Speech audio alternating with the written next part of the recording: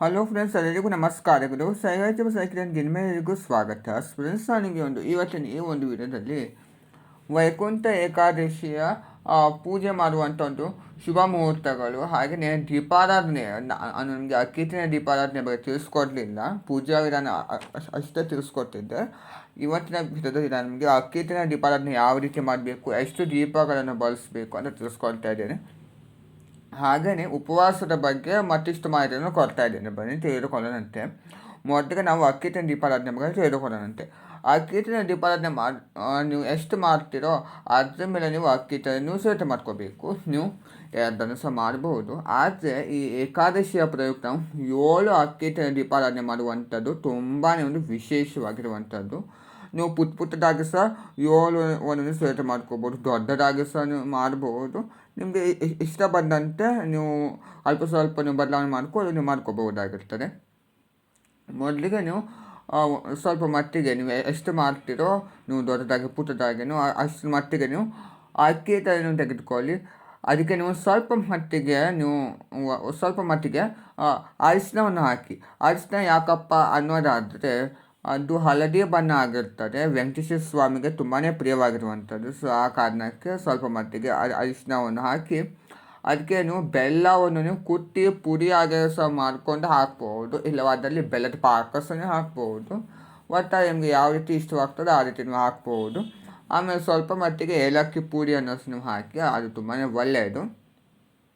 ಆಮೇಲೆ ಅದೆಲ್ಲನೂ ಸಹ ಮಿಕ್ಸ್ ಮಾಡಿಕೊಂಡು ಸ್ವಲ್ಪ ತುಪ್ಪವನ್ನು ಹಾಕಿ ನಾವು ಕಲಿಸ್ಕೋಬೇಕು. ಯಾಕಪ್ಪ ಅಂದಾಗ ಬಿಡಬಾರ್ದು ಅಂತ ಆ ಥರ ನಾವು ಮಾಡ್ತೀವಿ. ಅದೆಲ್ಲ ಕಲಿಸ್ಕೊಂಡಿದ್ದ ನಂತರ ಸ್ವಲ್ಪ ಮಟ್ಟಿಗೆ ನೀವು ಹಸಿ ಹಾಲನ್ನು ಹಾಕಬೇಕು. ಇಲ್ಲ ಅಂದರೆ ನೀವು ಪರಿಶುದ್ಧವಾದ ನೀರನ್ನು ಸಹ ನೀವು ತೆಗೆದುಕೋಬಹುದು. ಅದು ಸ್ವಲ್ಪ ಮಟ್ಟಿಗೆ ಹಾಕಿ ಕಲಿಸ್ಕೊಂಡು ಚಪಾತಿ ಹಿಟ್ಟಿಗಿನ ಸ್ವಲ್ಪ ಗಟ್ಟಿಗೆ ನೀವು ಅದನ್ನು ಕಲಿಸ್ಕೋಬೇಕು. ಅದನ್ನು ಸಹಿತ ಮಾಡಿಕೊಂಡು 7 ಭಾಗಗಳನ್ನಾಗಿ ಮಾಡಿಕೊಂಡು 7 ದೀಪಕಸನ್ನು ಒಂದು ಬತ್ತಲಿನ ಆಕಾರದಲ್ಲಿ ಮಾಡ್ಕೋಬಹುದು.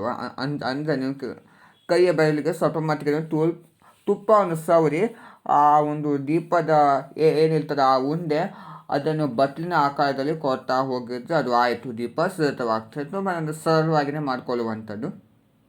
ದೀಪಕ್ಕೆ ನೀವು ವೆಂಕಟೇಶ್ವರ ಸ್ವಾಮಿಯ ನಾಮವನ್ನು ಬರೆದು ಅದಕ್ಕೆ ನೀವು ತುಪ್ಪದ ಬಟ್ಟೆಯನ್ನು ಹಾಕಿ ತುಪ್ಪವನ್ನೇ ಹಾಕಿ ನೀವು ದೀಪಾರಾಧನೆ ಮಾಡಬೇಕು. ಮತ್ತು ಎಣ್ಣೆಯನ್ನು ಹಾಕಲು ಬರುವುದಿಲ್ಲ, ಯಾಕೆಂದರೆ ನಾವು ಹಿಟ್ಟಿನ ದೀಪಾರಾಧನೆ ಮತ್ತು ಬೆಲ್ಲದ ದೀಪಾರಾಧನೆ ಈ ಥರ ಎಲ್ಲ ನಾವು ಬಳಸೋ ವಸ್ತುಗಳಿಂದ ನಾವು ದೀಪಾರಾಧನೆ ಮಾಡಿದ್ದಲ್ಲಿ ನಾವು ತುಪ್ಪವನ್ನೇ ಹಾಕಬೇಕು, ಮತ್ತು ಎಣ್ಣೆ ಸಹ ನಾವು ಹಾಕಲು ಬರುವುದಿಲ್ಲ.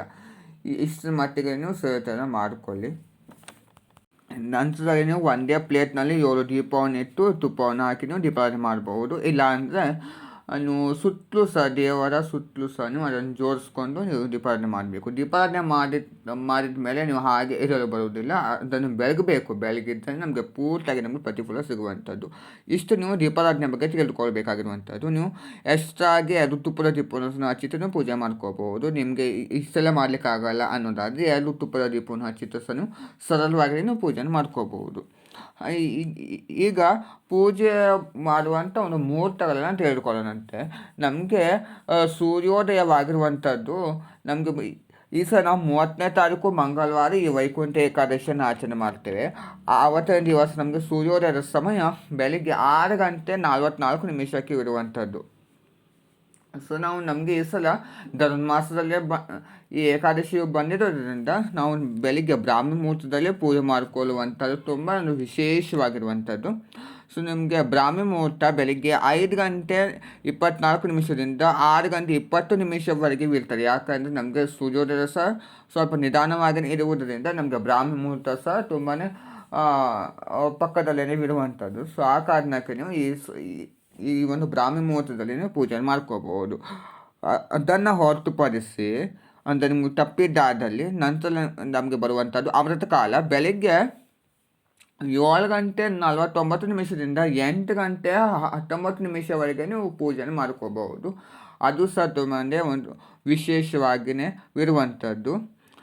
ಇಷ್ಟರವರೆಗೆ ನೀವು ಪೂಜೆ ಮಾಡ್ಕೊಳ್ಳಿ. ನಂತರ ನಮಗೆ ಯಮಗಂಧದ ಕಾಲ ಬರುವಂಥದ್ದು. ಯಮಗಂಧದ ಕಾಲ ನಮಗೆ 9:35 12 ಇರ್ತದೆ. ಆ ಸಮಯದಲ್ಲಿ ನಾವು ಪೂಜೆನ ತಪ್ಪಿಸ್ಕೊಂಡು ನೀವು ನಂತರದಲ್ಲಿ ಪೂಜೆ ಮಾಡ್ಕೋಬಹುದು. ನಂತರದಲ್ಲಿ ನಮಗೆ ಅಭಿಜಿತ್ ಮುಹೂರ್ತ ಬರುವಂಥದ್ದು ಮಧ್ಯಾಹ್ನ 12 ಗಂಟೆಯಿಂದ 12:45 ಇರುವಂಥದ್ದು. ಸೊ ಆ ಸಮಯದಲ್ಲಿ ಸಹ ನೀವು ಪೂಜೆನ ಮಾಡ್ಕೊಳ್ಳಿ. ಆದರೆ ನಾವು ಬೆಳಿಗ್ಗೆನೇ ಒಂದು 8:30 ನಾವು ಪೂಜೆನ ಮುಗಿಸ್ಕೊಳ್ಳುವಂಥದ್ದು ತುಂಬ ಒಳ್ಳೆಯದು. ನಂತರ ನಮಗೆ ರಾಹುಕಾಲ ಬರ್ತದೆ ಮಧ್ಯಾಹ್ನ 2:45 4:25 ಸೊ ಆ ಸಮಯದಲ್ಲಿ ಸಹ ನಾವು ಏನು ಸಹ ಮಾಡಲು ಬರುತ್ತೆ. ಯಾಕೆಂದರೆ ಅದು ನಮಗೆ ಈಗಾಗಲೇ ಮಧ್ಯಾಹ್ನದ ಸಮಯ ಸಹ ಆದ್ದರಿಂದ ಯಾರು ಸಹ ಪೂಜೆ ಮಾಡಲ್ಲ. ಇಷ್ಟು ನಾವು ಪೂಜೆಯ ಒಂದು ಮುಹೂರ್ತಗಳು. ನೀವು ಬೆಳಗ್ಗೆ ಪೂಜೆನ ಸಹ ನೀವು ಮನೆಯಲ್ಲೇ ಪೂಜೆ ಮಾಡ್ಕೊಳ್ಳೋ ನಂತರ ದೇವಸ್ಥಾನಕ್ಕೆ ಸಹ ಹೋಗಿ ನೀವು ಒಂದು ದೀಪಾರಾಧನೆ ಮಾಡಿಕೊಳ್ಳೋದು. ಹಾಗೆಯೇ ವೆಂಕಟೇಶ್ವರ ಸ್ವಾಮಿಗೆ ಒಂದು ತುಳಸಿ ಹಾರ ಕೊಡುವಂಥದ್ದು ಅದು ಸಹ ತುಂಬಾ ಒಳ್ಳೆಯದು. ಯಾಕೆಂದರೆ ನಾವು ದೇವಸ್ಥಾನದಲ್ಲಿ ನಮಗೆ ಸಿಗುವಂಥ ಶಕ್ತಿ ತುಂಬಾ ವಿಶೇಷವಾಗಿ ನಮಗೆ ಇರುವಂಥದ್ದು. ಸೊ ಆ ಕಾರಣಕ್ಕೆ ನಾವು ದೇವಸ್ಥಾನಕ್ಕೆ ಸಹ ಭೇಟಿ ನೀಡಿ ಅಲ್ಲಿ ಸಹ ನಾವು ಆಚರಣೆ ಮಾಡುವುದನ್ನು ಮರೆಯಬೇಡಿ. ಹಾಗೆಯೇ ಉಪವಾಸದ ಬಗ್ಗೆ ಮತ್ತಷ್ಟು ಮಾಹಿತಿ ತಿಳ್ಕೋಬೇಕು ಅನ್ನೋದಾದರೆ ನೀವು ಸೋಮವಾರದಿಂದ ನೀವು ಉಪವಾಸವನ್ನು ಪ್ರಾರಂಭ ಮಾಡಬೇಕು. ಸೋಮವಾರ ಬೆಳಿಗ್ಗೆ ನೀವು ಏನು ಊಟ ಮಾಡ್ತೀರೋ ಅಲ್ಲಿಗೆ ನೀವು ಕೊನೆ ಮಾಡಬೇಕು. ರಾತ್ರಿ ಸಮಯದಲ್ಲಿ ನೀವು ಸರಳವಾಗಿಯೇ ನೀವು ಅವಲಕ್ಕಿ ಉಪ್ಪಿಟ್ಟು ಈ ಥರ ನೀವು ಸೇವನೆ ಮಾಡಬಹುದು ಸೋಮವಾರ ರಾತ್ರಿ. ಹಾಗೆ ನಾವು ಮಂಗಳವಾರ ಬೆಳಿಗ್ಗೆ ನಾವು ಮನೆಯೆಲ್ಲ ಶುದ್ಧಿ ಮಾಡಿ ಕೂಡ ಸ್ನಾನ ಮಾಡಿಕೊಂಡು ಹೊಸಲು ಪೂಜೆ ತುಳಸಿ ಪೂಜೆ ಮಾಡಿ ವೆಂಕಟೇಶ್ವರ ಸ್ವಾಮಿ ಹತ್ತಿರ ನಾವು ಒಂದು ಸಂಕಲ್ಪ ಮಾಡ್ಕೋಬೇಕು. ನಾನು ಇವತ್ತು ವೈಕುಂಠ ಏಕಾದಶಿ ಆಗೋದ್ರಿಂದ ನಿಮ್ಮ ಯಾವ ರೀತಿ ನೀವು ಉಪವಾಸ ಮಾಡ್ತೀರೋ ಆ ರೀತಿಯನ್ನು ಸಂಕಲ್ಪನೆ ಮಾಡ್ಕೋಬೋದು. ಅಂದರೆ ಕೆಲವರು ನೀರಾಹಾರಿ ಆಗಿದ್ದು ಸಹ ಮಾಡ್ತಾರೆ. ಅಂದರೆ ನೀರನ್ನು ಸಹ ಕುಡಿಯೋದೇ ಏಕಾದಶಿ ವ್ರತವನ್ನು ಆಚರಣೆ ಮಾಡ್ತಾರೆ. ಆ ಥರ ಸಹ ಮಾಡ್ಬೋದು. ಇಲ್ಲವಂದರೆ ಬರೀ ನೀರನ್ನು ಕುಡಿಯೋದು ಸಹ ನೀವು ಮಾಡ್ಬೋದು.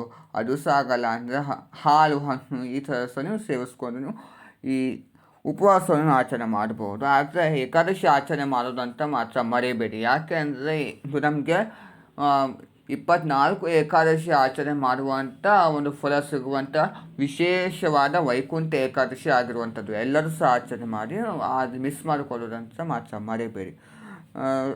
ನೀವು ಮಂಗಳವಾರ ಪೂರ್ತಿಯಾಗಿ ಉಪವಾಸವನ್ನು ಇರ್ತೀರಿ. ಬುಧವಾರ ನೀವು ಪಾರಣಕ್ಕೆ ನೀವು ಪ್ರಸಾದವನ್ನು ಮಾಡಿಕೊಂಡು ದೇವರಿಗೆ ನೈವೇದ್ಯವನ್ನು ಇಟ್ಟು ನಂತರದಲ್ಲಿ ನೀವು ಉಪವಾಸವನ್ನು ಬಿಡಬೇಕು. ಅದರ ಪಾರಣದ ಸಮಯ ನನಗೆ ಒಂದು ನಂತರದ ವಿಡಿಯೋದಲ್ಲಿ ತಿಳಿಸ್ಕೊಡ್ತಾ ಹೋಗ್ತೀನಿ. ನೋಡೋಲ್ಲ ಫ್ರೆಂಡ್ಸ್, ಇವತ್ತಿನ ಈ ಒಂದು ವಿಡಿಯೋದಲ್ಲಿ ನಾನು ನಿಮಗೆ ವೈಕುಂಠ ಏಕಾದಶಿಯ ಪ್ರಯುಕ್ತವಾಗಿ ಆಕೆ ದಿನ ದೀಪಾರಾಧನೆ ಯಾವ ರೀತಿ ಮಾಡಬೇಕು, ಹಾಗೆಯೇ ಪೂಜೆ ಮಾಡುವಂಥ ಶುಭ ಮುಹೂರ್ತ ಮತ್ತು ಉಪವಾಸದ ಬಗ್ಗೆ ತಿಳಿಸ್ಕೊಡ್ತಿದ್ದೀನಿ. ಎಲ್ಲರಿಗೂ ಇಷ್ಟವಾಗಂತ ನಾನು ಭಾವಿಸ್ತಿದ್ದೀನಿ. ಇಷ್ಟವಾದ ಲೈಕ್ ಮಾಡಿ, ಶೇರ್ ಮಾಡಿ, ಕಮೆಂಟ್ ಮಾಡಿ, ಹಾಗೆಯೇ ಒಂದು ಸಬ್ಸ್ಕ್ರೈಬ್ ಮಾಡ್ಕೊಳ್ಳಿ. Thank you.